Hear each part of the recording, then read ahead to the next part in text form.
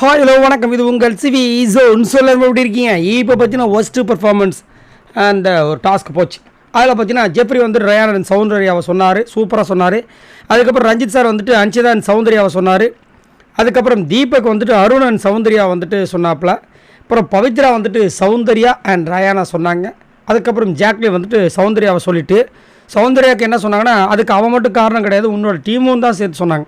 சூப்பராக இருந்துச்சு. ஏன்னா எல்லா டீம்லேயும் பார்த்தீங்கன்னா டிஃபென்ஸ் பண்ணுறதுக்கு 2 பேர் ஒருத்தர் அது மாதிரி இருந்தாங்க. ஆனால் இந்த டீமில் மட்டும் தான் 2 பேரும் அந்த பக்கம் போயிட்டாங்க. டிஃபென்ஸ் பண்ணுறது அந்த பொண்ணு மட்டும் தான்.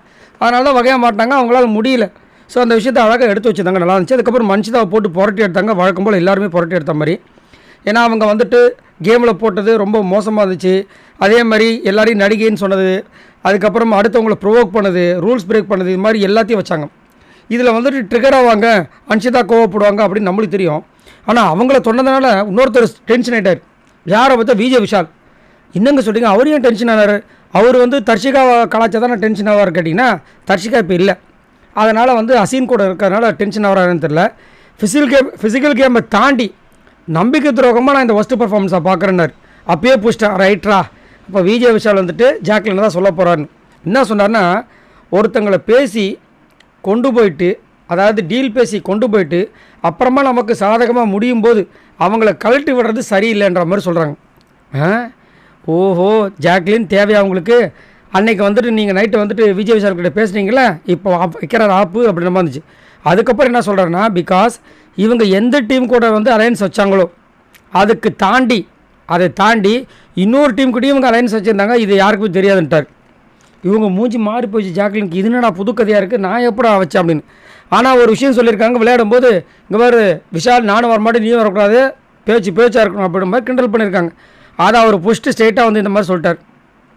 ஜாக்லினுக்கு ஒரே டவுட்டு, நான் எப்படா அந்த மாதிரி சொன்னேன், நான் இந்த மாதிரி சொல்லவே கிடையாது, வேண்டாம் இப்படி பேசுகிறான் அப்படி பேசுகிறான் அப்படின்ட்டு. திரும்ப அவர் கேட்டார், என்ன நான் எதாவது சொல்லணுமா அப்படின்னு. இல்லை அப்படின்ட்டாங்க.